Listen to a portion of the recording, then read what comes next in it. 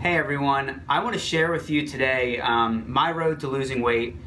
You know, I'm sure like most other people who have lost a lot of weight, it was a journey. It took a lot of trial and error, a lot of weight fluctuation, and I really had a lot of time where I was settled at a high weight, you know, in the 175 to 185 pound range, which was way too heavy for me. So just let me give you an introduction to myself. My name is Ray Del Vecchio, and I am 30 years old, and my height, I'm 5 foot 5 inches.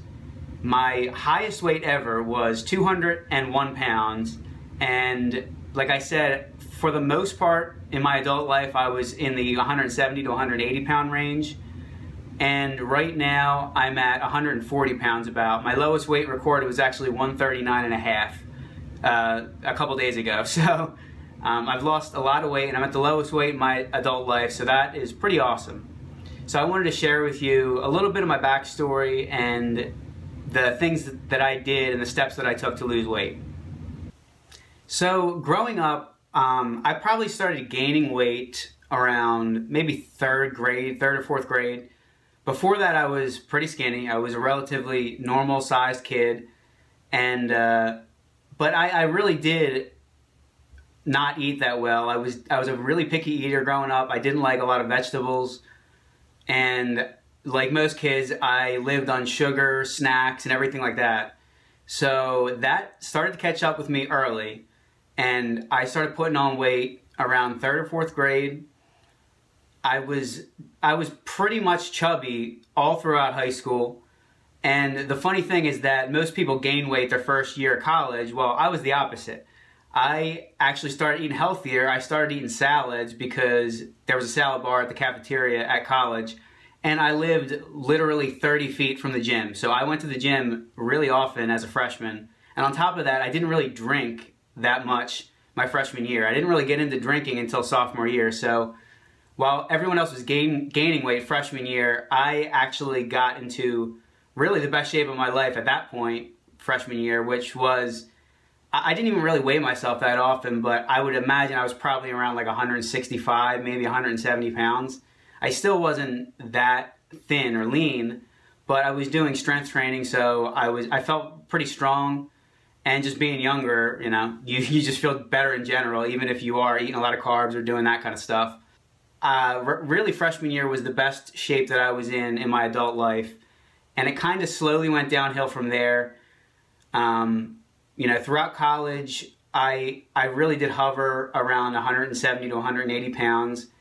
And then I went to get my master's degree, and that's really where I started eating badly. I was eating a lot more fast food, and that's when I got up to my high weight of 201 pounds. I mean, I remember, I'll never forget the day I stepped on the scale, and I was thinking to myself, I'll probably be about 195 pounds, maybe 190. I know I've been off a diet, but I was over 200, and that just shocked me. So, and in the end, it probably was a good thing that I weighed in at that much, because it did shock me into making a change as opposed to just feeling bad about it. So from that point on, I started eating what I considered to be healthier, which was just eating more whole foods and eliminating fast foods from my diet. I still wasn't 100% with this, but, you know, before I was maybe eating 4 or 5 days a week, you know, ordering out or doing fast food. So I tried to limit that to about 1 or 2 days a week. And at this point, I was still eating bread, I was still eating potatoes, I was still eating a lot of starches and carbs. And I did limit my drinking. I wasn't drinking as much then. So that did get me back down to my, you know, what my body wanted to settle at, which was about 180 pounds. I really stayed at that weight for about 2 or 3 more years. And at that point, that's when I really wanted to start testing with a strict diet and just understanding nutrition more, because, you know, I realized that if I didn't learn about this stuff, I wasn't going to just lose weight magically. So at that time, I was reading some books from Tim Ferriss just on his business side. The book was The 4-Hour Work Week. And lo and behold, he had another book called The 4-Hour Body, which was about losing weight. So he prescribes a diet called the slow carb diets, and I ended up following that. Now, if you're not familiar with the slow carb diet, there's pretty much 5 rules that you have to follow on that diet. And the first one is avoid white carbohydrates. So that's anything from potatoes to rice to pasta, any types of grains. So that is the low carb part of it.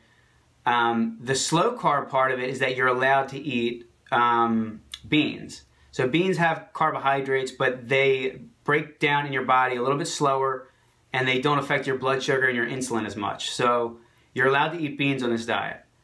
The second rule is don't drink any calories. So that was something that I adopted even before I started the slow carb diet. I probably did that about a year before, where I would only drink water, tea, and coffee. And both of those I drink unsweetened. And I started drinking those off unsweetened. So I didn't grow up on drinking, really sugary coffee. I didn't even get into coffee until a couple years ago. So when I got into coffee, I started with drinking coffee black, and I still do that to this day. Sometimes I'll do bulletproof coffee now, but let me go back to the other slow carb diet rules. You have, he recommends that you eat the same meals over and over again. Now this can get boring to some people, but it does increase your, adherence to the diet. So, and I usually ended up doing this. I normally, and still to this day, cook a lot in bulk. And, put some of the leftover food in the fridge, freeze some of it. So I always have food that's cooked and ready to go. And if it tastes good, if you cook it well, I normally don't care about repeating a meal 2 or 3 times, in a span of a couple days. So the other 2 parts of the diet are that you don't eat fruit, which that makes sense if you're limiting carbohydrates. You don't want sugar. And the last part is that you get 1 cheat day a week. So you want to stick to the diet 6 days a week. And you get that 1 day where you can cheat and have anything that you want. And that really was a great aspect of the diet because it helps you stick to it over a long period of time. But what happened with me is that I followed the diet for maybe, 4 months, something like that. And I got down to a really low weight. I got down to about 148 pounds. And I think 147 maybe. And at that point, I was still doing the cheat day once a week, and then I would cheat during the week, and then that turned into 2 cheats during the week, and I kept thinking to myself, I'm at a good weight, who cares if I have a little bit more ice cream or a cookie here, or, have a little bit of rice with this, go out and get sushi. So all these little things started to add up, and before I knew it, I was gaining weight, over months. And I got up to about 170 pounds, thought to myself, I pretty much gained back everything that I lost. And at that point, I stopped following or even trying anything. So I kind of went into like a couple, month period where I was eating horribly and just eating whatever I wanted. And then I went up to about 180 pounds. I decided again, I need to start eating healthier. And I started the keto diet in November of 2015. So it's been about 9 months. And at that point, I weighed 176 pounds. I weighed myself, I think, right at the beginning of November, and I was 176 pounds when I started the keto diet. And like I said, I'm 9 months in. I'm down over 35 pounds. I weighed in the other day at 139, although I don't think I'm going to stay that low. I do feel like I'm probably going to end up in the 140 to 142 range. I'm without a doubt in the best shape of my life. I'm in better shape than I was at the end of the slow carb diet. And for me personally, I think it's more of what you enjoy more. I think the keto diet is more sustainable than the slow carb diet because of the ability to eat fat and have dairy. That's the one thing that he recommends that you limit on the slow carb diet, Tim Ferriss that is. And he recommends that you don't have dairy on that diet, or at least not a lot of it. Whereas I eat a lot of dairy on keto and I've lost weight. I do need to limit that, but it hasn't affected my weight loss to this point. So that is one thing I really like about the keto diet. So I do want to discuss a few keys to success on this diet that, I really attribute to why I stuck with it. The one thing that you'll read about with the keto diet for sure is that it suppresses hunger, and it does. Hunger is definitely, I think there's definitely the physical component to it where you feel it in your stomach, and then there's the mental component where you see something you want to eat and you kind of become hungry because of that. So, the mental component's always going to be there to some degree, but I know for a fact that I can go 12 hours or even up to 24 hours sometimes without eating any food. And you know, every now and then I'll get a little urge of hunger or a little feeling of hunger. But for the most part, if I just let that pass for 5 minutes or 10 minutes, I can go another couple hours without really feeling like I'm that hungry. And that's what happens when your body is adapted to burning fat. You know, your body more readily accesses the fat in your body as energy, so it doesn't need food. So you don't need to eat every couple of hours. So that is one thing that, you know, that's absolutely a factor in terms of success on the keto diet versus trying other fad diets. Because I don't think the keto diet is a fad diet. It's just really, you know, a different composition to your diet, but you're not limiting the amount of foods that you eat. You know, you're eating until you're not hungry anymore. The biggest, besides that, the biggest factor to my success without question is that I started layering habits. You know, I started years ago with, you know, cutting out fast food, and then I started drinking water only, cutting out sodas and juice. You know, and then I started cutting out bad carbs. I started cutting out packaged food and processed food. I started cooking more, and you know, I did all these things over a period of months or even years. And so when it came time to adopting the keto diet, I already had a lot of healthy habits that I developed. And one of the biggest ones is just drinking water. Not even just, you know, eliminating soda and juice, but drinking enough water. I would say I drink probably about a gallon of water a day, sometimes more if I exercise, sometimes less, but usually not much less than 100 ounces a day.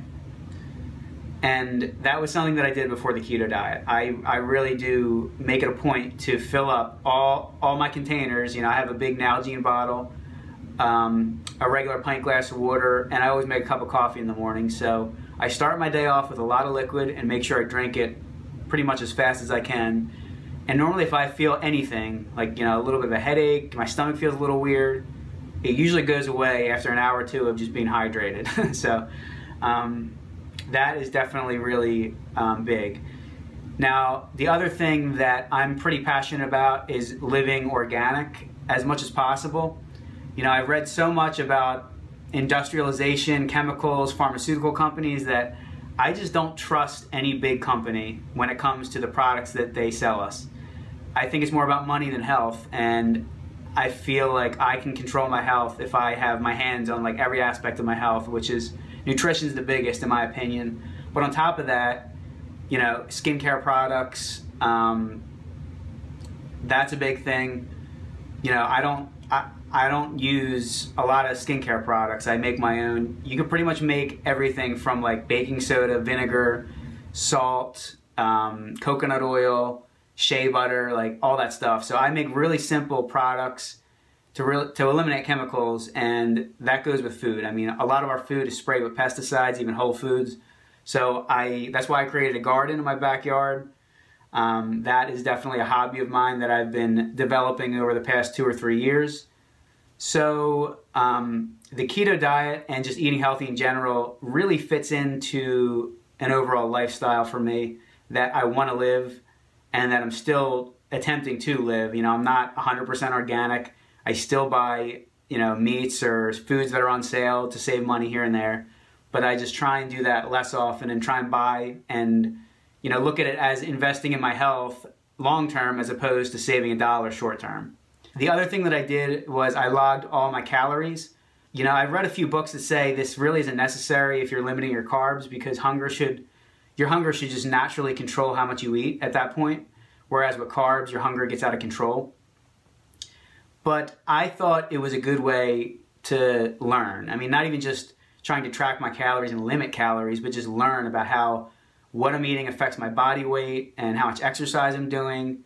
So I have a spreadsheet where I track, for the first 6 months, I tracked all the calories that I ate, and I tracked the distance that I walked.